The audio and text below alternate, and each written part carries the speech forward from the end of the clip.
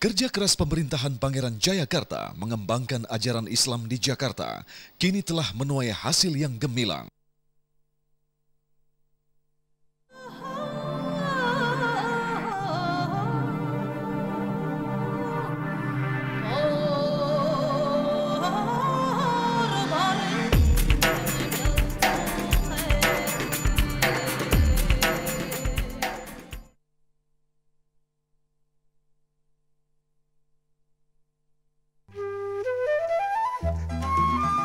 Masuknya Islam ke Jakarta tak dapat dipisahkan dari pelabuhan Sunda Kelapa yang terletak di muara Sungai Ciliwung.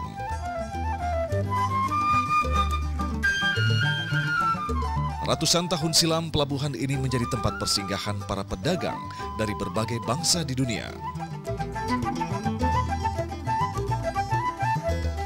Sunda Kelapa di masa lalu adalah salah satu dari pelabuhan besar penopang industri perdagangan Nusantara selain pelabuhan Banten dan Cirebon.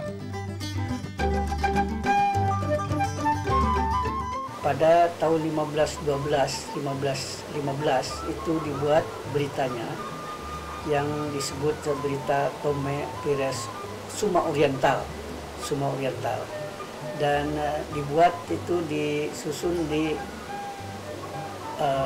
Malaka dan di India. Dan kemudian dalam berita Tome Pires itu, dalam berita Suma Oriental itu sangat jelas gambaran tentang Kalapa atau Sunda Kelapa. Mengenai masalah itu dikatakan bahwa Kalapa atau Sunda Kelapa merupakan pelabuhan yang terbesar, pelabuhan yang terindah dari kerajaan Pajajaran.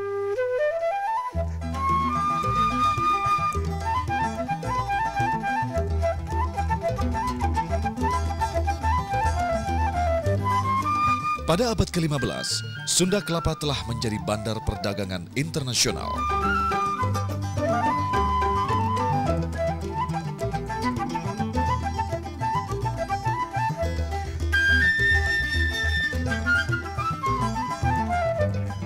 Keberadaan pelabuhan ini merupakan bagian dari sejarah kota Jakarta.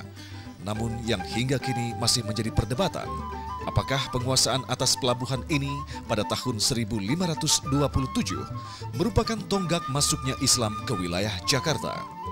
Meski demikian, sebagian ahli sejarah meyakini bahwa Islam masuk Jakarta melalui jalan damai.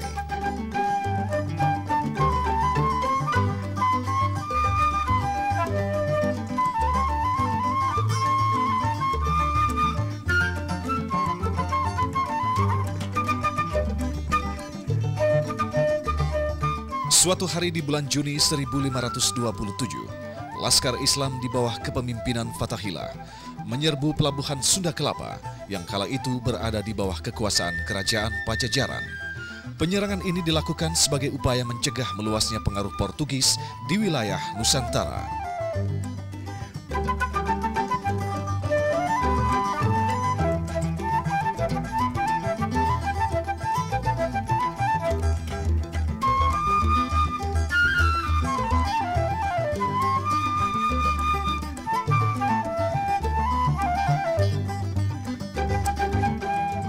Kerajaan Pajajaran telah mengadakan perjanjian dagang dengan Portugis yang dikhawatirkan akan mengancam kelangsungan perdagangan kerajaan-kerajaan lain di Nusantara. Pasukan Fathahillah berhasil menghalau armada Portugis yang berniat mendirikan benteng di sekitar Sungai Ciliwung. Keberhasilan Fathahillah dalam peristiwa ini dicatat sebagai tonggak berdirinya kota Jakarta yang diperingati setiap tahun hingga saat ini.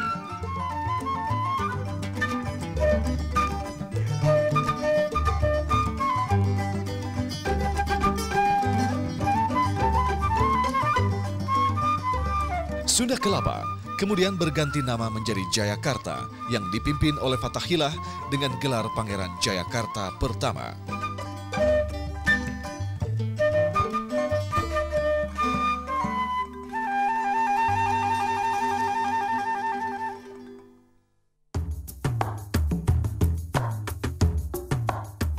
Sebelum VOC menduduki Jakarta, Kesultanan Jayakarta pernah mendirikan keraton dan menjadikan wilayah ini sebagai pusat pemerintahan.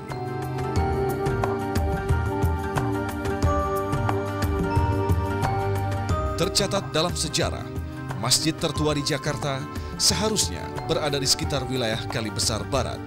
Sebuah masjid kayu yang didirikan oleh pemerintahan Jayakarta.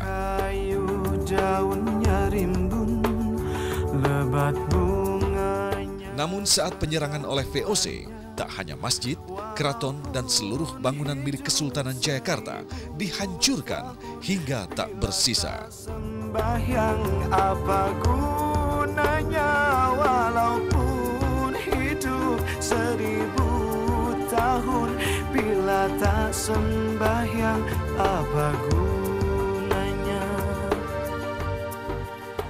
14 Mei 1619, armada VOC yang dipimpin Jan Pieter Zoon Koen menyerang Jayakarta.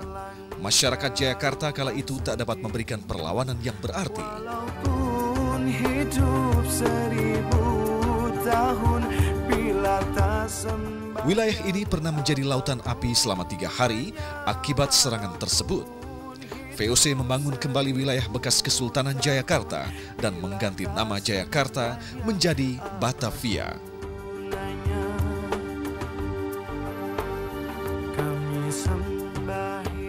Pemerintahan Jayakarta hancur dan semua keturunan Pangeran Jayakarta tercerai-berai.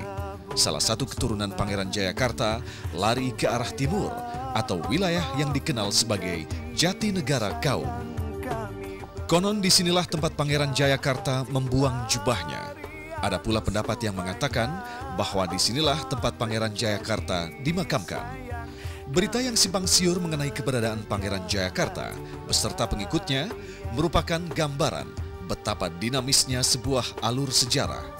Manakala sebuah fakta baru ditemukan, cerita yang telah berkembang di masyarakat menjadi usang.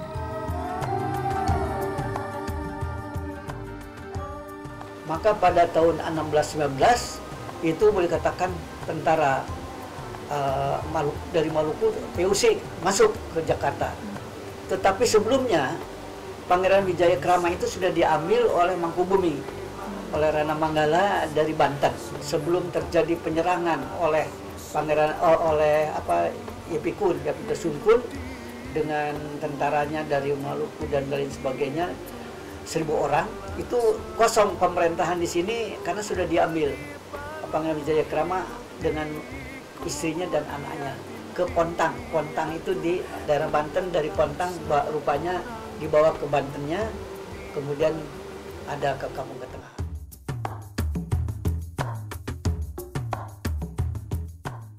Jatinegara Kaum menjadi wilayah tertutup semenjak pemerintahan VOC menduduki wilayah Jakarta. Pada masa itu, wilayah ini menjadi basis gerilyawan.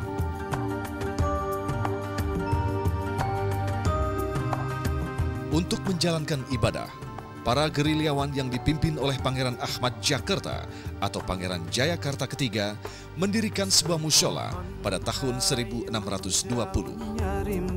Dalam perkembangannya, mushola tersebut berubah menjadi masjid yang bernama As-Salafiyah. Meski telah mengalami renovasi berkali-kali, beberapa bagian masjid masih dipertahankan, seperti bangunan atap dan tiang penyangga dekat mimbar. Walaupun hidup 1000 tahun, bila tak sembahyang apa gunanya. Jadi bahwa nenek kita ini semua kerabat di Jatinegara Kaum menceritakan bahwa kita adalah satu keturunan dari Pangeran Ahmad Jakarta yang dikenal dengan Pangeran Jayakarta. Kemudian dari mereka itu, inilah kita keturunan yang masih ada tersisa di satu kelurahan Jatinegara Kaum. Dan mereka sekarang hidup bersamaan di zaman merdeka ini dengan masyarakat lainnya yang ikut juga membantu mengisi dalam alam kemerdekaan. Jatinegara Kaum saat ini tidak luput dari arus perubahan yang melanda Jakarta. Bertepatan dengan hari ulang tahun Jakarta ke-429 atau tahun 1974, keberadaan tempat ini baru diketahui, termasuk keberadaan makam Pangeran Ahmad Jakarta.